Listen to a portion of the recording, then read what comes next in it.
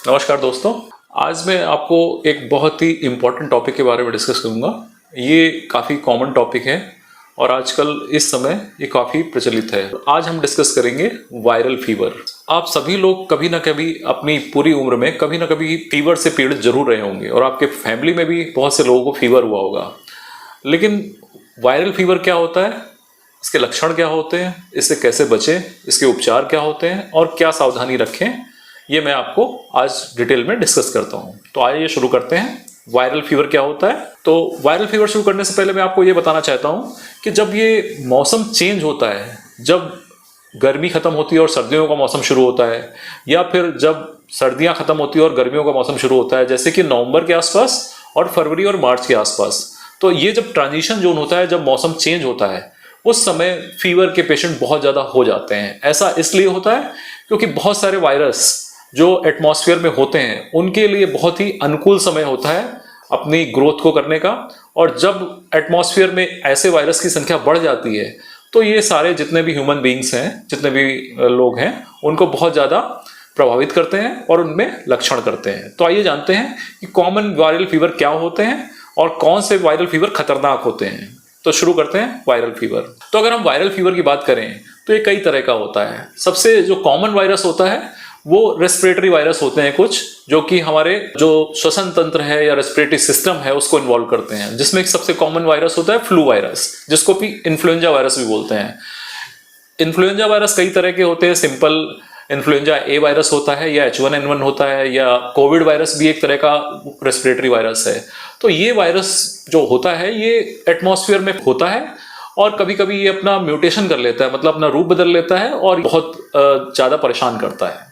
तो influenza virus जो होता है वो एटमॉस्फेयर में फैलता है और अगर एक किसी व्यक्ति को ये हो गया है तो ये, अगर इस व्यक्ति को सबसे जो कॉमन सिम्टम होते हैं वो सिम्टम होते हैं कोल्ड होना, मतलब कि जुकाम होना, खांसी होना, गले में खराश होना, और अगर इसकी सीवियरिटी ज़्यादा होती है तो फीवर भी आ जाता है। तो इन्फ्लुएंजा वायरस में पेशेंट को कोल्ड होता है, कफ होता है, फीवर होता है और नाक बंद हो जाती है। तो ये कॉमन, जिसको कोल्ड या फ्लू ही बोलते हैं, ये होता है। तो ये भी एक वायरस की बीमारी है। ये बहुत ही साधारण वायरस होता है और अगर आपकी इम्यूनिटी ठीक है तो ये बिना ट्रीटमेंट के भी ठीक हो जाता है। लेकिन इसमें कुछ दिन तक मनुष्य को या लोगों को जुकाम होता है, खांसी होती है।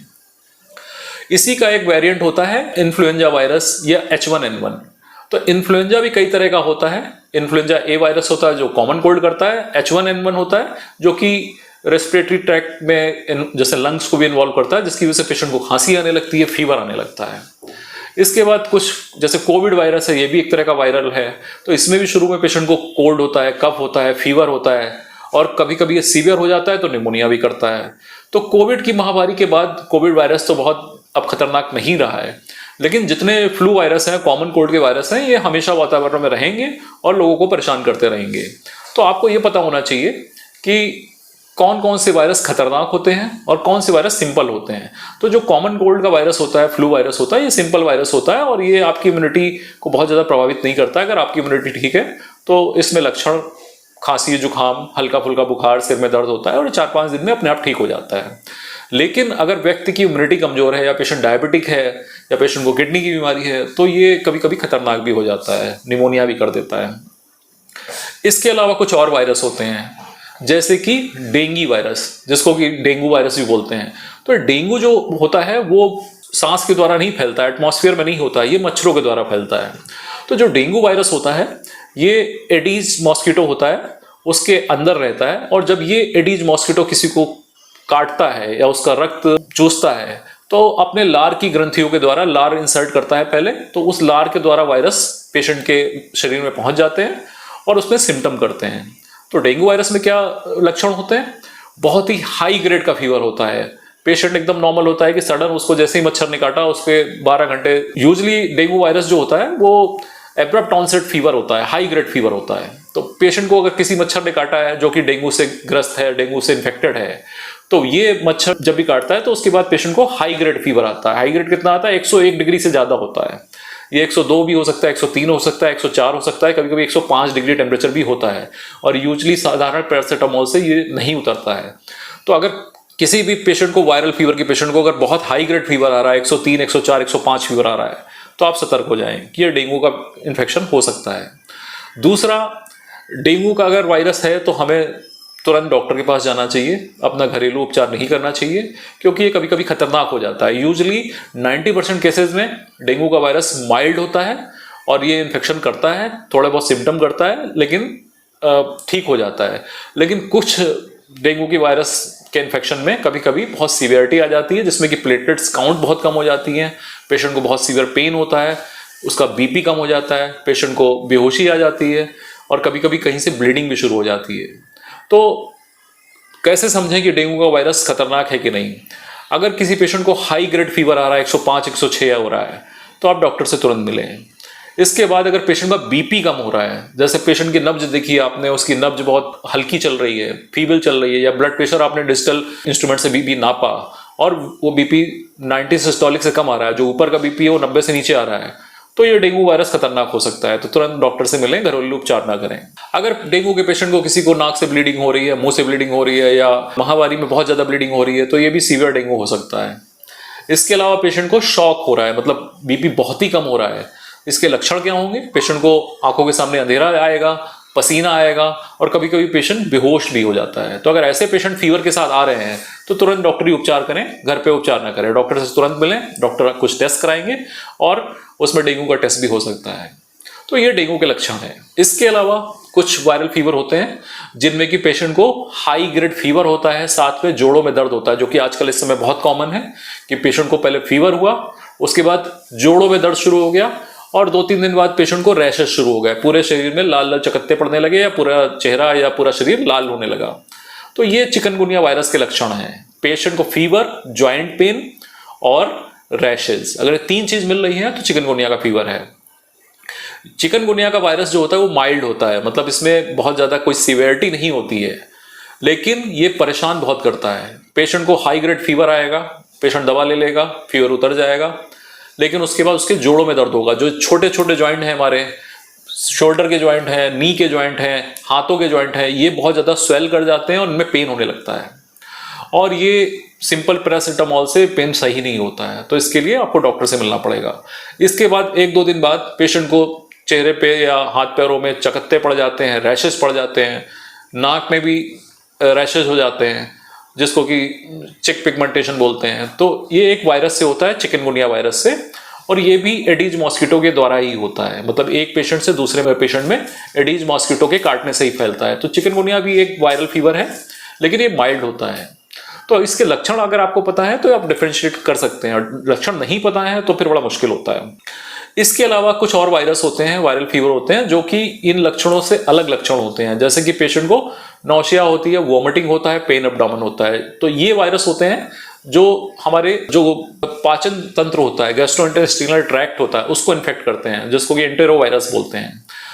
कुछ और वायरस होते हैं, लेकिन सबसे कॉमन, सब में कॉमन ये चीज होती है कि फीवर सब में होता है। तो आमतौर पे हम लोग नॉर्मल भाषा में बोलते हैं कि वायरल फीवर हो गया है, लेकिन कुछ वायरल फीवर होते हैं वो माइल्ड होते हैं, कुछ सीरियस होते हैं। तो हमें ये जानना जरूरी है कि कौन से viral fever simple viral fever है और कौन से सीरियस वायरल फीवर हैं। तो डेंगू का वायरस जो होता है वो एक सीरियस हो सकता है, तो इसमें कभी भी लापरवाही ना बने। अगर पेशेंट को फीवर हाई ग्रेड हो रहा है, 103, 104, 105 हो रहा है, तो ये सिंपल फीवर नहीं है, ये डेंगू का फीवर हो सकता है। तुरंत अपने डॉक्टर से मिलें। इसके अलावा अगर पेशेंट को फीवर के साथ सांस लेने में दिक्कत हो रही है, जैसे पेशेंट को फीवर आया, उसके बाद उसको कोल्ड हुआ, कफ हुआ और खांसी आने लगी और सांस लेने में दिक्कत होने लगी, तो ये एक रेस्पिरेटरी वायरस इन्फेक्शन का सिम्टम है, जिसका मतलब है कि पेशेंट को चेस्ट में इन्फेक्शन हो गया, लंग में इन्फेक्शन हो गया है, क्योंकि सांस तभी फूलती है जब लंग इन्वॉल्व होता है। तो ऐसे समय भी आपको सतर्क हो जाना चाहिए और बिल्कुल अलर्ट हो जाना चाहिए कि अगर खांसी आ रही है, साथ में चेस्ट में पेन हो रहा है और साथ में पेशेंट की सांस फूल रही है, तो ये सिंपल बीमारी नहीं है, इसका मतलब हमें डॉक्टर से मिलना है, तो तुरंत डॉक्टर से मिलें। पेशेंट को अगर कहीं से ब्लीडिंग हो रही है तो ये भी, और फीवर के बाद, तो ये भी एक सीरियस इलनेस है, इसके लिए भी आपको डॉक्टर से मिलना चाहिए, घरेलू उपचार नहीं करने चाहिए। सबसे कॉमन चीज होती है कि कुछ मिथ होते हैं, जैसे कि लोग, हेडेक होता है, सबसे पहले डिस्प्रिन खाते हैं। डिस्प्रिन की गोली हेडेक के लिए नहीं बनी है। डिस्प्रिन जो होती है या एस्प्रिन होती है, ये खून पतला करने वाली दवा होती है, ये हार्ट के पेशेंट में देते हैं या जो क्लॉटिंग के पेशेंट होते हैं उनमें देते हैं, जिनमें ब्रेन में क्लॉट हो जाता है। तो डिस्प्रिन का कभी भी प्रयोग हेडेक के लिए या सिरदर्द के लिए नहीं करना चाहिए, स्पेशली अगर फीवर के साथ हेडेक हो रहा है, क्योंकि ये अगर आपने ले लिया तो ये बहुत सारे कॉम्प्लिकेशन करता है। स्पेशली डेंगू में तो बिल्कुल नहीं लेना चाहिए। जो सेफ दवाएं होती हैं वो पैरासीटामोल होती हैं। पैरासीटामोल फीवर के लिए ले सकते हैं। कोल्ड स्पंजिंग कर सकते हैं, मतलब गीले कपड़े से पूरा शरीर पोंछ सकते हैं, पट्टियां कर सकते हैं। और अगर उसके बाद भी आराम नहीं मिल रहा है तो डॉक्टर से मिल सकते हैं। वार्निंग साइन क्या है वो मैं आपको बताता हूं कि फीवर के साथ अगर ये लक्षण है तो आपको तुरंत डॉक्टर से मिलना है। नंबर 1, अगर फीवर बहुत ज्यादा है 105 104 तो तुरंत डॉक्टर से मिलिए। घरेलू उपचार मत करिए, घरेलू करिए, अगर उससे आराम नहीं मिल रहा है तो तुरंत डॉक्टर से मिलिए। बहुत सीवियर हेडेक हो रहा है तो तुरंत डॉक्टर से मिलिए। पेशेंट बेहोश हो रहा है, अल्टर्ड सेंसोरियम हो रहा है, मतलब पेशेंट को होश नहीं है, उल्टा सीधा बोल रहा है, पहचान नहीं रहा है फीवर के साथ, तुरंत डॉक्टर से मिलिए। क्योंकि अगर आपने डिले किया तो ये वायरस दिमाग में चला जाता है और वायरल दिमागी बुखार करता है और पेशेंट को कॉम्प्लिकेशन कर सकता है। इसके अलावा वार्निंग साइन, अगर पेशेंट को आंखों के सामने अंधेरा छा रहा है, पसीना आ रहा है और पेशेंट कंप्लेन कर रहा है कि अब बेहोशी सी हो रही है, तो ये भी वार्निंग साइन है, तुरंत डॉक्टर से मिलें, घरेलू उपचार ना करें। इसके अलावा कहीं से ब्लीडिंग हो रही है फीवर के साथ तो ये भी डेंगू फीवर हो सकता है, डेंगू के कॉम्प्लिकेशन हो सकते हैं। तो अगर ये सारे कॉम्प्लिकेशन मिल रहे हैं तो ये कोई साधारण बुखार नहीं है, ये कॉम्प्लिकेटेड बुखार है। तो इसके लिए तुरंत डॉक्टर से मिले। झोला छाप डॉक्टर्स का सलाह ना लें। मेडिकल स्टोर से जो दवाएं लेते हैं वो कॉम्प्लिकेशन कर देते हैं, तो उनको भी अवॉइड करें और अपने डॉक्टर से मिले।